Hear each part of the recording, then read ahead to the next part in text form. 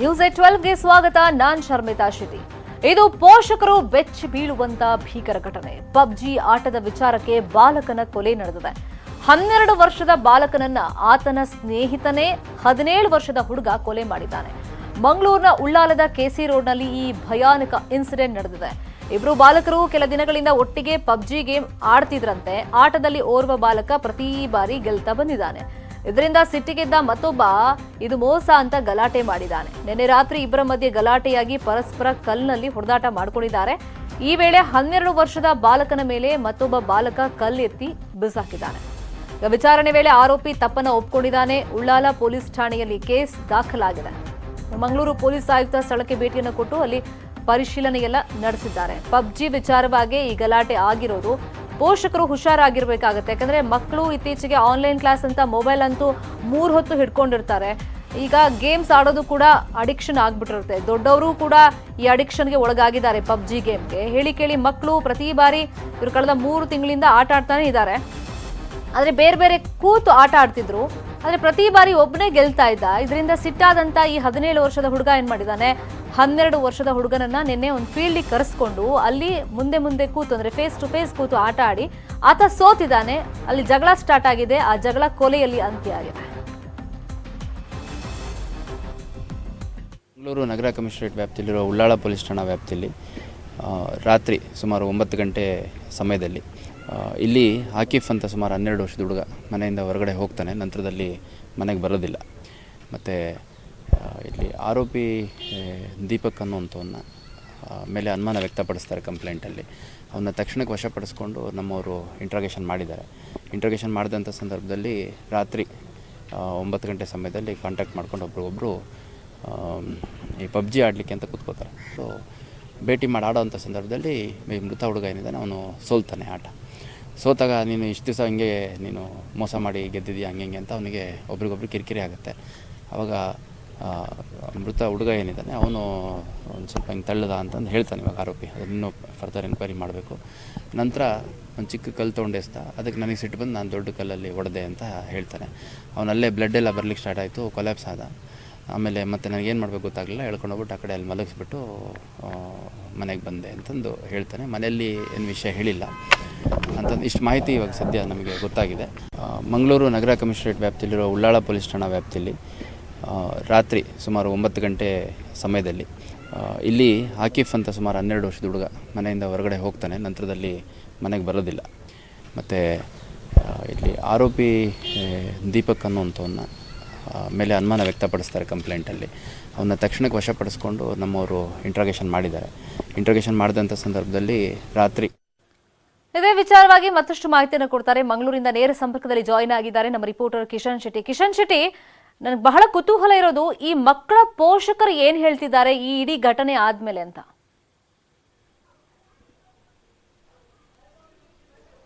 ಆ ಪೋಷಕರು ಹೇಳಿರೋದಿಷ್ಟೇ, ಆನ್ಲೈನ್ ವಿಚಾರಕ್ಕೆ ಅಂದರೆ ಆನ್ಲೈನ್ ಕ್ಲಾಸ್ ಆಗ್ತಾ ಇದೆ, ಈ ವಿಚಾರಕ್ಕೆ ಮೊಬೈಲನ್ನು ತೆಗೆದುಕೊಟ್ವಿ.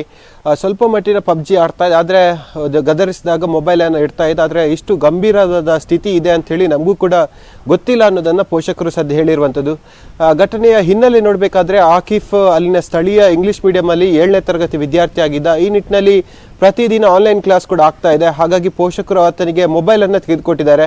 ಈ ಮೊಬೈಲ್ನ ವಿಚಾರ ಸಂಬಂಧಪಟ್ಟಂತೆ ರೀಚಾರ್ಜ್ಗಾಗಿ ಸ್ಥಳೀಯ ಮೊಬೈಲ್ ಅಂಗಡಿಗೆ ಆಕಿಫ್ ಹೋಗ್ತಾ ಇದ್ದ. ಈ ವೇಳೆ ಆರೋಪಿ ದೀಪಕ್ ಅನ್ನೋ ಪರಿಚಯ ಆಗಿ ಇಬ್ರು ಕೂಡ ಪ್ರತಿನಿತ್ಯ ಪಬ್ಜಿಯನ್ನು ಆಡ್ತಾ ಇದ್ದಾರೆ. ಸುಮಾರು 8:30-9 ಗಂಟೆ ತನಕ ಕೂಡ ಆಟವನ್ನು ಆಡ್ತಾ ಇದ್ರು. ಆದರೆ ನಿನ್ನೆ ಆಕಿಫ್ ಏನಿದ್ದಾನೆ ಆತ ಒಂದು ಮೈದಾನಕ್ಕೆ ದೀಪಕನ್ನು ಕರೆದುಕೊಂಡು ಬಂದಿದ್ದಾನೆ. ಯಾಕಂದ್ರೆ ಇಬ್ಬರ ನಡುವೆ ಒಂದು ನಿಟ್ಟೆ ಗಲಾಟೆ ಆಗಿತ್ತು. ಪ್ರತಿ ಆಟದಲ್ಲಿಯೂ ಈಗ ಕೊಲೆಯಾದಂಥ ಆಕಿಫ್ ಏನಿದ್ದಾನೆ ಆತನೇ ವಿನ್ ಆಗ್ತಾ ಇದ್ದ. ಹಾಗಾಗಿ ದೀಪಕ್ ಒಂದು ತಗಾದೆ ನೆತ್ತಿದ್ದ, ನೀನು ಬೇರೆಯವ್ರ ಜೊತೆ ಆಟ ಆಡಿಸ್ತಿದ್ದಿ, ನೀನು ಆಟ ಆಡ್ತಾ ಇಲ್ಲ, ಹಾಗಾಗಿ ನಾನು ಸೋಲ್ತಾ ಇದ್ದೆ ಎಂಬ ತಗಾದೆ ಕೂಡ ಆಯ್ತಿತ್ತು. ಹಾಗಾಗಿ ಇಬ್ರು ಕೂಡ ನಿನ್ನೆ ಮುಖಾಮುಖಿ ಕೂತ್ಕೊಂಡಿದ್ರು. ಹಾಗಾಗಿ ಯಾರು ವಿನ್ ಆಗ್ತಾರೆ ಯಾರು ಸೋಲ್ತಾರೆ ಅನ್ನೋ ಫೈಟ್ ಕೂಡ ಅವರಿಬ್ಬರ ನಡುವಲ್ಲಿತ್ತು. ಆದರೆ ದುರಾದೃಷ್ಟವಶಾತ್ ಆಕಿಫ್ ಮೊದಲ ಬಾರಿ ನಿನ್ನೆ ಸೋತಿದ್ದಾನೆ.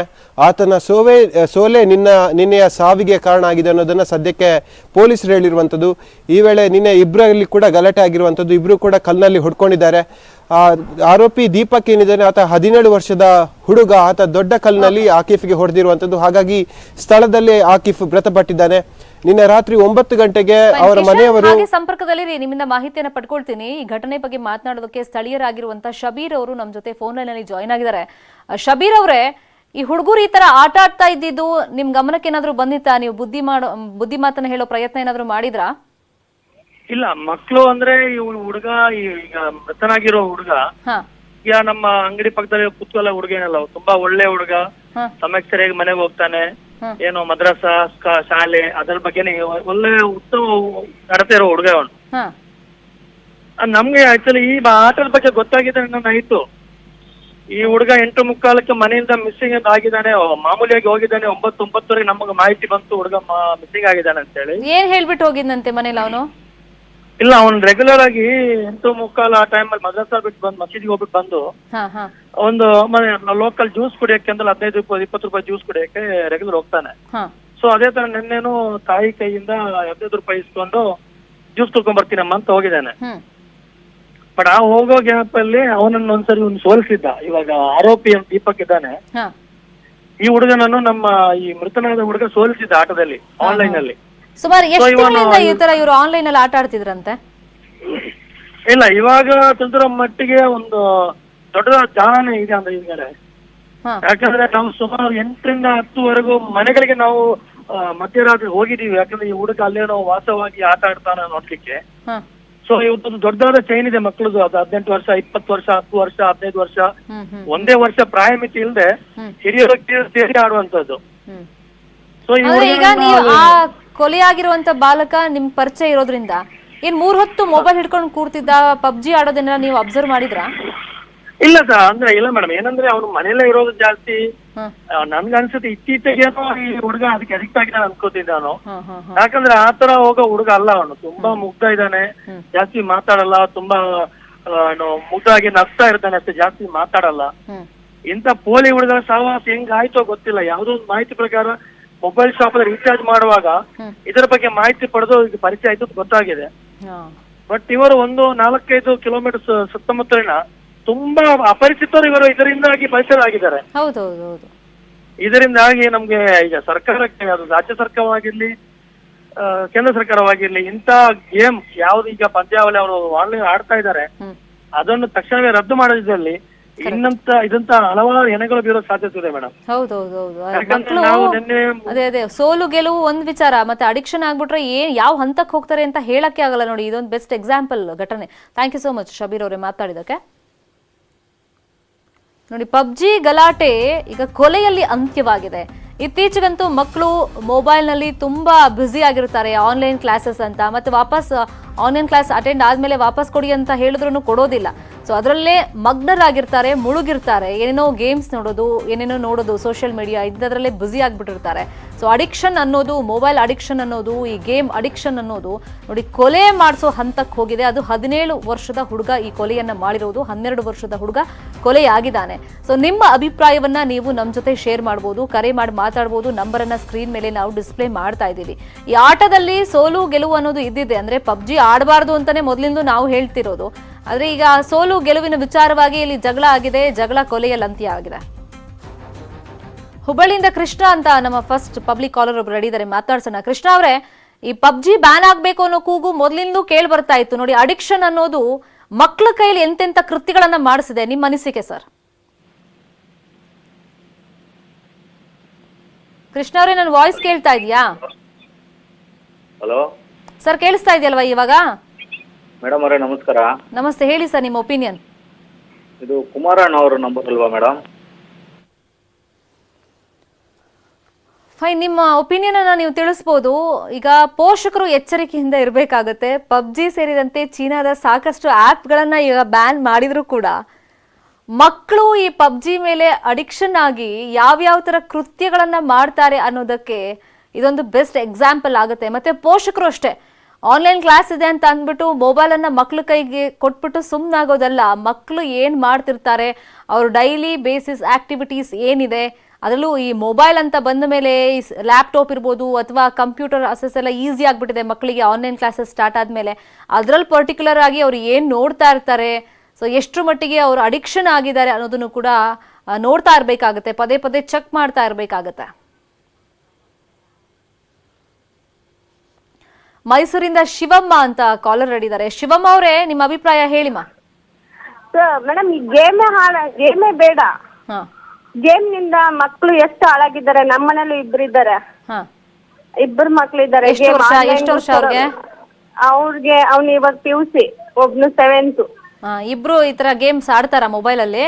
ಅಂದ್ರೆ ಈ ಗೇಮ್ ಆಡಲ್ಲ, ಇನ್ನೊಂದ್ ಗೇಮ್ ಇದೆಯಲ್ಲ, ಬೇರೆ ಗೇಮ್ ಒಟ್ಟಲ್ಲಿ ಆಡ್ತಾರೆ. ಹೌದು ಮೇಡಮ್. ಮೊಬೈಲ್ ಏನಾದ್ರು ಕೇಳಿದ್ರೆ ಏನಂತಾರೆ? ವಾಪಸ್ ಆಟ ಆಡ್ಬೇಡ, ಮೊಬೈಲ್ ವಾಪಸ್ ಕೊಡು ಅಂದ್ರೆ? ನಾನ್ ಮೊಬೈಲ್ ಕೊಡ್ಲಿಲ್ಲ ಅಂದ್ರೆ ಇಬ್ರು ಕಷ್ಟನೇ, ಒಂಥರ ನನ್ನೇ ಇದ್ ಮಾಡ್ತಾರ, ಕೊಡ್ಬೇಕು ಬೇಕು ಬೇಕು ಅಂತ ಹೇಳ್ತಿರ್ತಾರ. ನೋಡಿ, ತಲುಪುತ್ತೆ ಮಕ್ಕಳ ಮನಸ್ಥಿತಿ ಎಷ್ಟು ಸೂಕ್ಷ್ಮವಾಗಿರುತ್ತಲ್ಲ. ಇದು ಆನ್ಲೈನ್ ಕ್ಲಾಸ್ ತಗೊಟ್ಟಿರೋದು ನಾನು. ಅದೇ ಆನ್ಲೈನ್ ಕ್ಲಾಸ್ಗೆ ಅಂತ ಕೊಟ್ಟಿರೋದೇ. ಇವಾಗ ಈ ಮಕ್ಕಳು ಅಷ್ಟೇ ಆನ್ಲೈನ್ ಕ್ಲಾಸ್ ಅಂತ ಮೊಬೈಲ್ ಹಿಡ್ಕೊಂಡು ಗೇಮ್ಗೆ ಅಡಿಕ್ಷನ್ ಆಗಿ ಹಿಂಗಾಗಿರೋದು. ಶಿವಮ್ಮ ಅವರೇ, ಸ್ವಲ್ಪ ಜಾಗರೂಕತೆ ಇರ್ಲಿ ಮಕ್ಕಳ ಮೇಲೆ, ಸ್ವಲ್ಪ ನೋಡಿ ಅವಾಯ್ಡ್ ಮಾಡೋದು ಹೆಂಗೆ ಅಂತ. ಥ್ಯಾಂಕ್ ಯು ಸೋ ಮಚ್ ಮಾತಾಡಿದಕ್ಕೆ. ಧಾರವಾಡದಿಂದ ರಮೇಶ್ ಗೌಡ ಅಂತ ಮತ್ತೊಬ್ರು ಕಾಲರ್ ಇದ್ದಾರೆ. ರಮೇಶ್ ಗೌಡ್ರೆ, ಹೇಳಿ ನಿಮ್ಮ ಒಪಿನಿಯನ್ ಸರ್. ನಮಸ್ಕಾರ ಮೇಡಮ್. ನಮಸ್ತೆ, ಹೇಳಿ ಸರ್. ಮೇಡಮ್, ಈ ಲಾಕ್ಡೌನ್, ಈ ಕೊರೋನಾ ಬಂದಾಗಿಂದ ಮೇಡಮ್, ಈ ಹುಡುಗ ನಾವು ಆನ್ಲೈನ್ ಅಂತ ಹೇಳಿ ಮೊಬೈಲ್ ಕೊಟ್ಟು ಬಹಳ ತೊಂದರೆ ಆಗಿಬಿಟ್ಟಿದೆ ಮೇಡಮ್ ನಮ್ಗೆ. ಹೌದು ನೋಡಿ, ಬೇರೆ ಇವಾಗ ಪರ್ಯಾಯ ಮಾರ್ಗ ಇರ್ಲಿಲ್ಲ, ಆನ್ಲೈನ್ ಕ್ಲಾಸೇ ಆಗ್ಬೇಕು ಅಂತ ಮೊಬೈಲ್ ಕೊಡ್ಸಿದ್ರಿ. ಅದೆಷ್ಟು ಅಡ್ಡ ಪರಿಣಾಮ ಬೀರ್ತಾ ಇದೆ ಅನ್ನೋದಕ್ಕೆ ಇದೆಲ್ಲ ಉದಾಹರಣೆಗಳಲ್ವಾ ಸರ್? ಈಗ ಹೌದು ಮೇಡಮ್. ಆಮೇಲೆ ಹುಡುಗರು ಸರಿಯಾಗಿ ಓದೋದನ್ನ ಇಲ್ಲ ಮೇಡಮ್. ಅದನ್ನ ತಗೊಂಡ ನಾವ್ ಆ ಕಡೆ ಎಲ್ಲಿರ ಹೋದಿವಿ ಅಂದ್ರೆ ಬೇರೆ ಗೇಮ್ ಆಡ್ಕೊತ ಕುಂತ್ ಬಿಡ್ತಾವು. ನಾವು ಸತತ ಅವ್ರ ಮುಂದನ ಕುಂದ್ರೋದ್ ಆಗ್ಬಿಟ್ಟೈತಿ ಮೇಡಮ್. ಹೌದು, ಈಗ ವಾಪಸ್ ಕೇಳಿದ್ರೆ ಏನಂತಾರೆ? ಮೊಬೈಲ್ ವಾಪಸ್ ಕೊಡು ಅಥವಾ ಆಟ ಆಡ್ಬೇಡ ಅಂತೆಲ್ಲ ಕೇಳಿದ್ರೆ ಏನ್ ಉತ್ತರ ಕೊಡ್ತಾರೆ? ಓದೋದಿಲ್ಲ ಅಂತ ಹೇಳ್ತಾರ್ರಿ. ಓದೋದಿಲ್ಲ ನೋಡು, ಸ್ವಲ್ಪ ಫೋನ್ ಕೊಡು, ಆಮೇಲೆ ಓದ್ತಾನ ಅಂತ ಹೇಳ್ತಾರೆ. ಅದೇ ನಿಮ್ಗೆ ಬ್ಲಾಕ್ ಮೇಲ್ ಬಹಳ ಎಕ್ಸ್ಪರ್ಟ್ ಆಗ್ಬಿಟ್ರ ಮೇಡಮ್ ಈಗ. Correct sir, correct. ಏನ್ ಮಾಡ್ಬೇಕಾದಕ್ಕೆ ಒಂದು ಪರಿಹಾರ ಏನ್ರ ಒಂದು ಇದನ್ನ ಹೇಳಿ ಮೇಡಮ್. ನಮ್ಗೆ ಏನ್ ಮಾಡ್ಬೇಕು ನೋಡೋಣ, ನಾವು ತಜ್ಞರನ್ನು ಮಾತಾಡಿಸಿ ಟಿಪ್ಸ್ ಕೊಡೋ ಪ್ರಯತ್ನ ಮಾಡ್ತೀವಿ. Thank you so much Ramesh ಗೌಡ್ರೆ ಮಾತಾಡಿದಕ್ಕೆ.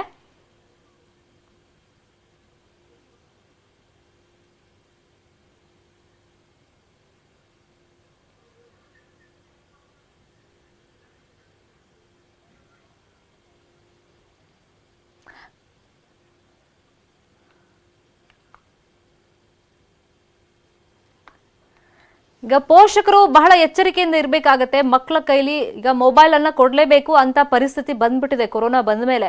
ಆನ್ಲೈನ್ ಕ್ಲಾಸಸ್ ಅಂತ ಅಟೆಂಡ್ ಮಾಡೋದಕ್ಕೆ, ಈಗ ಆನ್ಲೈನ್ ಕ್ಲಾಸ್ ಅಷ್ಟೇ ಅಟೆಂಡ್ ಮಾಡಿದ್ರೆ ಪರವಾಗಿಲ್ಲ ಮಕ್ಕಳು, ಬಟ್ ಮೊಬೈಲ್ ಅಲ್ಲಿ ಸೋಷಿಯಲ್ ಮೀಡಿಯಾ ಮೇಲೆ ಅಡಿಕ್ಷನ್ ಆಗಿರೋದು, ಅದ್ರ ಜೊತೆಯಲ್ಲಿ ಕೆಲವೊಂದಿಷ್ಟು ಈ PUBG ಅಂತ ಗೇಮ್ಸ್ ಮೇಲೆ ಅಡಿಕ್ಷನ್ ಆದ್ರೆ ಯಾವ ಹಂತಕ್ಕೆ ಮಕ್ಕಳ ಮನಸ್ಥಿತಿ ಹೋಗುತ್ತೆ, ಎಂತಹ ಕೃತ್ಯಗಳನ್ನ ಮಾಡಿಸ್ತಾರೆ, ಅಂದ್ರೆ ಆ ಮನಸ್ಥಿತಿ ತಲುಪಿಬಿಟ್ಟಿದ್ದಾರೆ ಮಕ್ಕಳು ಅನ್ನೋದಕ್ಕೆ ಇದೊಂದು ಉದಾಹರಣೆ ಆಗುತ್ತೆ. ಈ ಕೊಡಗಿನಿಂದ ನೆಹರು ಅಂತ ಒಬ್ರು ಕಾಲರ್ ಹಿಡಿದ್ದಾರೆ. ನೆಹರು ಅವರೇ, ನಮಸ್ಕಾರ. ಮೇಡಮ್, ನನ್ನ ಸಜೆಷನ್ ಅಂದ್ರೆ, ಇನ್ನು ಮುಂದಕ್ಕೆ ಮಕ್ಕಳಿಗೆ ಯಾರು ಫೋನ್ ಕೊಡಬಾರ್ದು, ಮೊಬೈಲ್ ಫೋನ್ ಕೊಡಬಾರ್ದು. ನನ್ನ ಮಕ್ಕಳಿಲ್ಲ, ನನ್ನ ಮಕ್ಕಳ ಮದುವೆ ಆಗಿದ್ದಾರೆ, ಮೊಮ್ಮಗ ಇದ್ದಾನೆ, ಅವ್ನು ಯಾವ ಅರ್ಥ ಆಡುದಿಲ್ಲ. ಸರ್ಕಾರ ಆರ್ಡರ್ ತಗೋಬೇಕು ಅಂದ್ರೆ, ಆದೇಶ ಮಾಡ್ಬೇಕಂದ್ರೆ ಪೇರೆಂಟ್ಸ್ಗೆ ಶಿಕ್ಷೆ ಆಗ್ಬೇಕು. ಮೊಬೈಲ್ ಕೊಡ್ಲೇಬಾರ್ದು ಮಕ್ಕಳಿಗೆ. ಬಟ್ ಮಕ್ಕಳೇ ಈಗ ಬ್ಲಾಕ್ ಮೇಲ್ ಮಾಡ್ತಾರಂತಲ್ಲ, ತುಂಬಾ ಜನ ಪೇರೆಂಟ್ಸ್ ಈಗ ಆರೋಪ ಮಾಡ್ತಿದ್ರಲ್ಲ, ಬ್ಲಾಕ್ ಮೇಲ್ ಮಾಡ್ತಾರೆ, ನಾನು ಓದಲ್ಲ ನೋಡು, ಮನೆ ಬಿಟ್ಟು ಹೋಗ್ತೀನಿ ನೋಡು, ಇಂಥದ್ದೆಲ್ಲ ಬ್ಲಾಕ್ ಮೇಲ್ ಮಾಡಕ್ ಶುರು ಮಾಡ್ಬಿಡ್ತಾರೆ. ಅನಿವಾರ್ಯವಾಗಿ ನಾವು ಮೊಬೈಲ್ ಕೊಡ್ಲೇಬೇಕಾಗತ್ತೆ. ಆದ್ರೆ ನನ್ನ ಸಜೆಷನ್ ಇತ್ತೆ, ಮಕ್ಕಳಿಗೆ ಮೊಬೈಲ್ ಫೋನ್ ಕೊಡ್ಲೇಬಾರ್ದು, ಏನೇ ಇಲ್ಲ. ಈಗ ಈ ಆನ್ಲೈನ್ ಕ್ಲಾಸಸ್ ಅಂತ ಬಂದ ಮೇಲೆ ಮಕ್ಕಳಿಗೆ ಬಹಳ ಈಸಿ ಆಗ್ಬಿಟ್ಟಿದೆ. ಈ ಮೊಬೈಲ್ ಹಿಡ್ಕೊಂಡು ಬೆಳಗ್ಗೆಯಿಂದ ಸಂಜೆ ತನಕ ಕೂತ್ ಬಿಡೋದು. ಸರ್ಕಾರವೇ ಆದೇಶ ಹೊರಡಿಸಿದ್ರೆ ಬೇರೆ ಏನ್ ಮಾಡ್ಲಿಕ್ಕೆ ಆಗೋದಿಲ್ಲ. ಮತ್ತೆ ಪೇರೆಂಟ್ಸ್ ಅಷ್ಟೇ, ಮೊಬೈಲ್ ಕೊಡೋ ಅಗತ್ಯ ಇಲ್ವಲ್ಲ. 12 ವರ್ಷ ಮಗುವಿಗೆ ಮೊಬೈಲ್ ಅಗತ್ಯ ಇರಲ್ಲ. ಅದನ್ನ ಸಜೆಷನ್. Fine fine. ಅಂದ್ರೆ ಪೋಷಕರು ಇದ್ರಲ್ಲಿ ಎಚ್ಚರಿಕೆ ಮಾಡಬೇಕಾಗುತ್ತೆ, ಸರ್ಕಾರನೂ ಒಂದು ನಿರ್ಧಾರ ಮಾಡಬೇಕಾಗುತ್ತೆ, ರೂಲ್ಸ್ ಜಾರಿಗೆ ತರಬೇಕು ಅನ್ನೋದು ನಿಮ್ಮ opinion. Thank you so much Nehru ಅವರು ಕಾಲ್ ಮಾಡಿದಕ್ಕೆ, ನಿಮ್ಮ ಒಪಿನಿಯನ್ ಹೇಳಿದಕ್ಕೆ.